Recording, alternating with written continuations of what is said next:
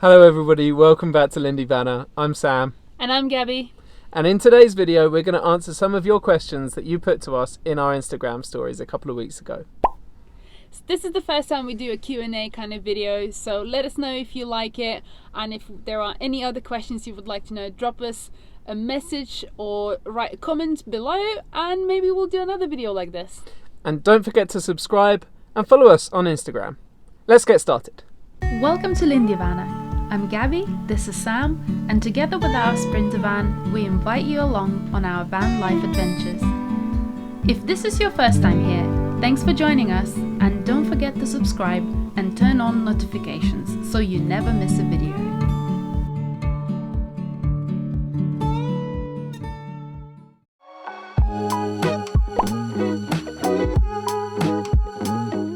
Top 3 items to have during van life. Very important question. For me, I think the primary one is drinking water, and it's probably the hardest commodity to come across when you're traveling and stuff. We've got 100 litres in the van, which usually does us for about a week, but if we're showering lots, then obviously a lot less. I find that really important because I feel that when you have that subconscious thought that you might not have enough water in the van, then you don't drink enough water throughout the day, and then you end up dehydrated, etc. So it's really important to have enough water so you never feel like you can't have enough water to drink or wash hands or have a shower, etc. Second thing, well, for me, I was thinking it's it's really important to have plenty of underwears and socks and things like that, because you just don't know when your next laundry day might be. So we usually stop at laundrettes. We did a bit of hand washing in the last trip, which is a good one, but just making sure that you have enough of those essentials is really important. probably third one is having our phones, to be honest.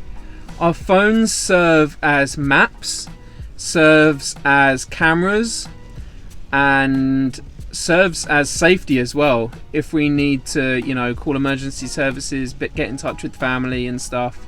Yeah. I think the phone is like an underrated commodity. And also, just a note on that, always make sure that the phones are fully charged. Like, no matter what you do, just always use the opportunity to plug in your phone, charge them, because I remember once when we broke down and the van wouldn't start and we couldn't charge our phones, and I was like, shit, this is bad, I've only got 40%, I wish I charged a little bit more. So you never know when there's an emergency. So our next question was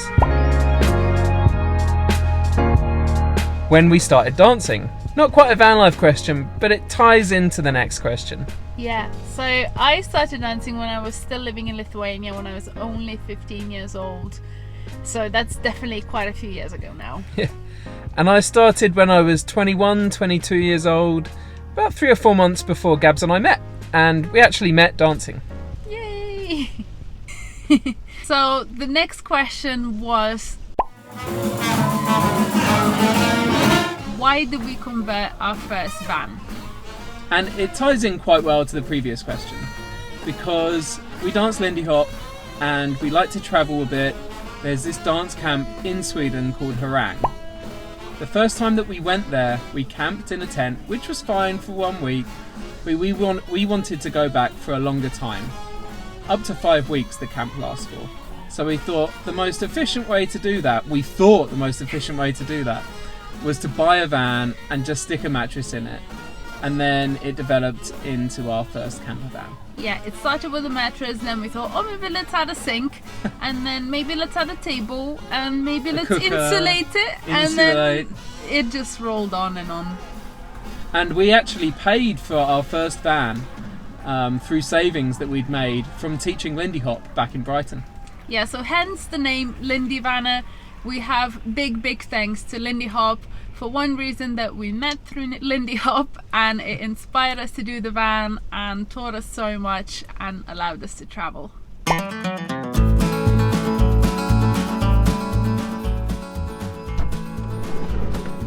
Our next question is, where are we going to go next?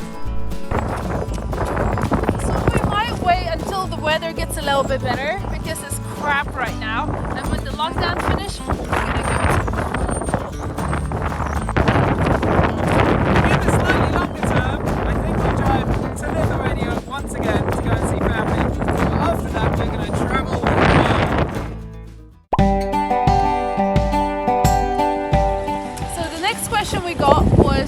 Are we full-time van lifers or just weekend warriors?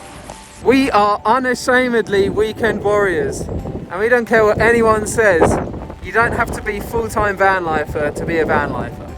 Yeah, as we said before, we have full-time jobs, so we try and make time, save up some holidays and go away when we can. Nice hair. Plak. Okay, so our next question was, what is the biggest challenge of van life? For me, I think the biggest challenge of van life is the space.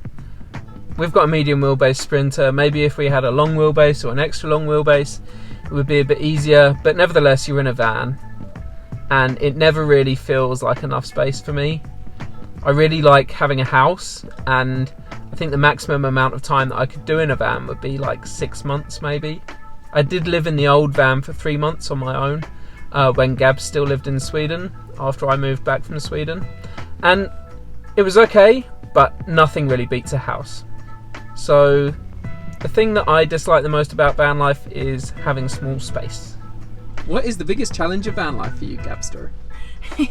So for me, actually, it's the parking, I would say, because most of the time we find beautiful place to park and it's all nice and easy, but when you do it for a longer time, you end up arriving at places late at night, looking for parking, trying to find somewhere where it's safe, and I think I find that a little bit tiring sometimes.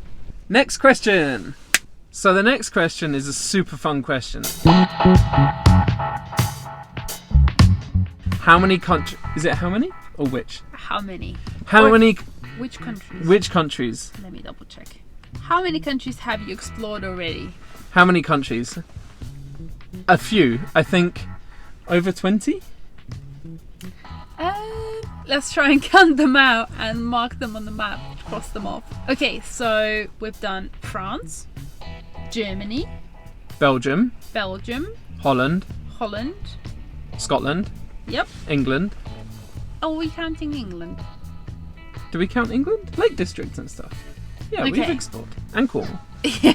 Switzerland, Italy, Poland. Was it Slovenia? Slovenia, Austria, Czech Republic, Lithuania, Latvia, Sweden, Norway, Denmark, Luxembourg. Did you say Belgium? Yeah, I did. Monaco. Is that a country? Yeah. Is it a country? Yeah. You said Germany. Yeah. Oh, I said 20. We need 2 more countries. Where are you? No, We've not been to Spain yet, and we would love to go to Portugal. Yeah, and Greece. And Greece, yeah. And Croatia. And Croatia. And Finland and Estonia. We didn't go to Estonia. No, we've not been to Estonia or Finland. No. Okay, so then it is 18 countries. Not bad. So the next question was, how do we afford van life? Both me and Sam, we have full-time jobs, and that kind of leads on to the next question that we got, which was, what do we do for a living? I'm a structural engineer. And I'm an architect.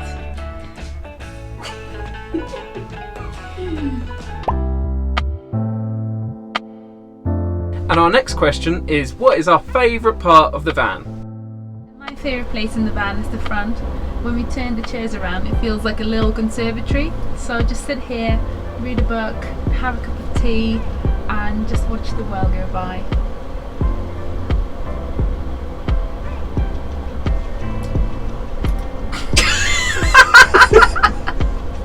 And by far my favourite part of the van is the full-size double bed.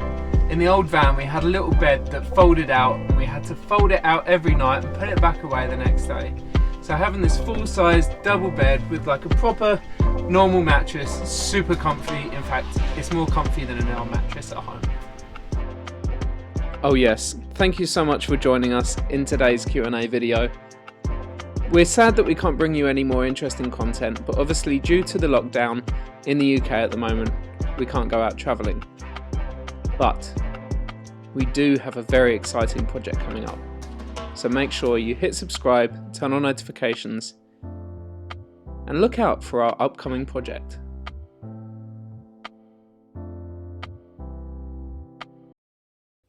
Oh, hi there, good morning Laura, it's Sam here. Myself and my fiance came to view